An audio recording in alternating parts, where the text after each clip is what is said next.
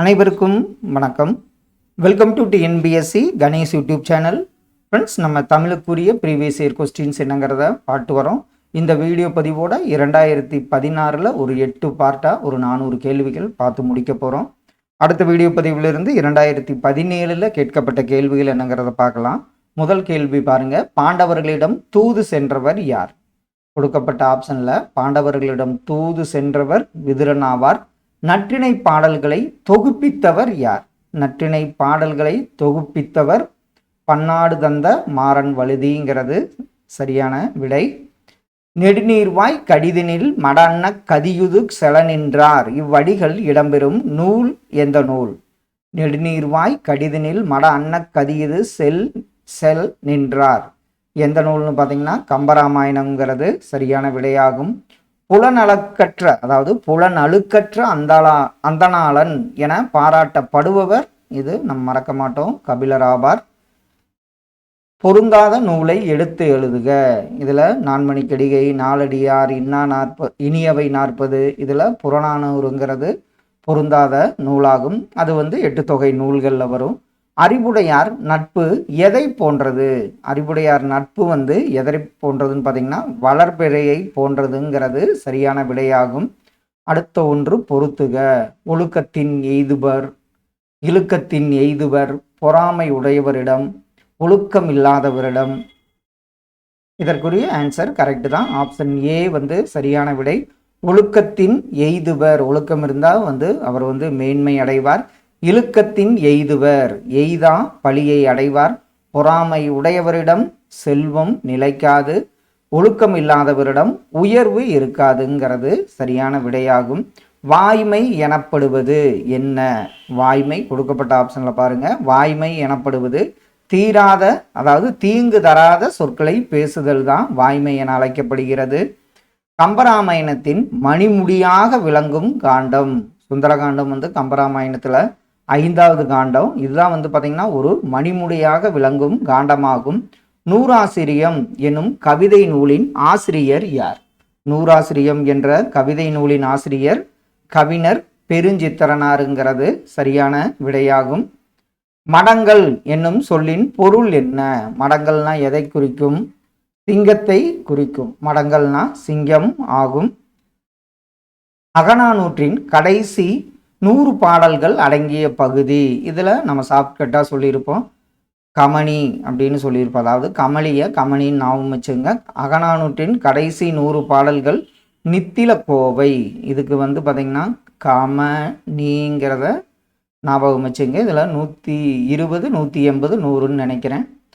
குறுந்தொகை என்னும் நூலை தொகுத்தவர், குறுந்தொகையை தொகுத்தவர் பூரிக்கோ. குறுந்தொகைன்னா என்ன இருக்கும்? சின்னதாக பூரியாட்டு இருக்குங்கிறத ஷார்ட்கட்டாக ஞாபகம் வச்சுங்க. உத்தரவேதம் என்று அழைக்கப்படும் நூல். இது 2-3 தடவை கேட்டிருக்காங்க. திருக்குறள் தான் உத்தரவேதம் என்று அழைக்கப்படுகிறது. பொருந்தாத ஒன்றினை தேர்வு செய்க. இதில் கொடுக்கப்பட்ட ஆப்ஷனில் பாருங்க. பொருந்தாத ஒன்று ஆசார கோவை. இதெல்லாம் மருந்து பெயர்களால் பெயர் பெற்ற நூல்கள்.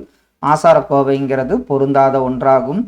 திரைக்கவி திலகம் என்று சிறப்புக்குரியவர் யாருன்னு பார்த்தீங்கன்னா மருதகாசி. மருதகாசிங்கிறது நம்மளுக்கு ஞாபகம் வந்துடும். சதகம் என்பது, பதிகம்னா என்னது? 10 பாடல்களை குறிக்கும் நூல். சதகம் என்பது பார்த்தீங்கன்னா 100 பாடல்களை கொண்டது. அதே மாதிரி ரூபாயத்துங்கிறது 4 அடி செய்யுள்கள். கன்னிங்கிறது 2 அடி வகை செய்யுள் கன்னி என்று அழைக்கப்படும். இது மாதிரி ரிலேட்டடாக கேள்விகளை பார்த்துருப்போம். வசன நடை கைவந்த வள்ளலார் யாரு? புதுநெறி கண்ட புலவர், தைரியநாதர், காந்திய கவிஞர். இது நம்ம சொல்கிறப்ப உங்களுக்கு ஆன்சர் ரீகாலாக இருக்கும். வசன நடை கைவந்த வள்ளலார் ஆறுமுக நாவலார், புதுநெறி கண்ட புலவர் ராமலிங்க அடிகள், தைரியநாதர் வீரமா முனிவர், காந்திய கவிஞர் நாமக்கல் கவிஞர் தான் காந்திய கவிஞர் என்று போற்றப்படுகிறார். உவே சாமிநாதர் ஆசிரியரின் பெயர் என்ன? உவே சாமிநாதரின் ஆசிரியர் மகாவித்துவான் மீனாட்சி சுந்தரனார் ஆவார். அடுத்தது இது பார்த்தீங்கன்னா ஊரும் பேரும் தொடர்பான கேள்விகள். சிறுமலை பூம்பாறை, ஆற்காடு பனையபுரம், ஆத்தூர் கடம்பூர், கீழக்கரை நீலாங்கரை. இதற்குரிய ஆன்சர் கரெக்டு தான். சிறுமலை பூம்பாறை குறிஞ்சி நில ஊர்கள், ஆற்காடு பனையபுரம் முல்லை நில ஊர்கள், ஆத்தூர் கடம்பூர் மருத நில ஊர்கள், கீழக்கரை நீலாங்கரைங்கிறது நெய்தல் நில ஊர்களை குறிக்கும். இதில் திரைக்கடல் ஓடியும் திரவியம் தேடு என்பது கொடுக்கப்பட்டவங்களில் திரைக்கடல் ஓடியும் திரவியம் தேடு அப்படின்னு கூறியவர் பார்த்தீங்கன்னா ஔவையார் ஆவார். இறந்தும் இரவாது வாழும் தமிழ் முனிவர், அவர் தமிழ் உள்ளங்களில் இன்றும் வாழ்கிறார், என்றும் வாழ்வார். யாருன்னு பார்த்தீங்கன்னா ஜியு போப் தான். இறந்தும் இரவாத வாழும் தமிழ் முனிவர்ன்ற தமிழ் மாணவர், அவர் தமிழ் உள்ளங்களில் இன்றும் வாழ்கிறார், என்றும் வாழ்வார். அவர் யாருன்னு பார்த்தீங்கன்னா ஜியு போப் ஆவார். இந்திய நூலக தந்தை சி ரா அரங்கநாதன். இது நூலகம் ரிலேட்டடான கேள்வி. வினையே ஆடவர்க்குயிர் என கூறும் நூல் எந்த நூல்? இது அடிக்கடி கேட்கப்பட்ட கேள்விதான். வினையே ஆடவர்க்குயிர் என கூறும் நூல் குறுந்தொகையாகும். மனமொத்த நட்புக்கு வஞ்சகம் செய்யாதே, இந்த கூற்றை கூறியவர் யார்? மனமொத்த நட்புக்கு வஞ்சகம் செய்யாதே என்று கூறியவர் வள்ளலாருங்கிறது சரியான விடை. பொங்கலை அறுவடை திருவிழாக கொண்டாடும் மேலை நாடுகள் எந்த நாடு? பொங்கலை அறுவடை திருவிழாக கொண்டாடும் மேலை நாடுகள் ஜப்பான் மற்றும் ஜாவாங்கிறது சரியான விடை. இங்கு உடல்நிலை மெய் மயக்கத்தை குறிக்கும் சொல் எது? கொடுக்கப்பட்ட ஆப்ஷன்ல உடல்நிலை மெய்மயக்கம் உற்றார் அப்படிங்கிறது தான் இதற்கு சரியான விடையாகும்.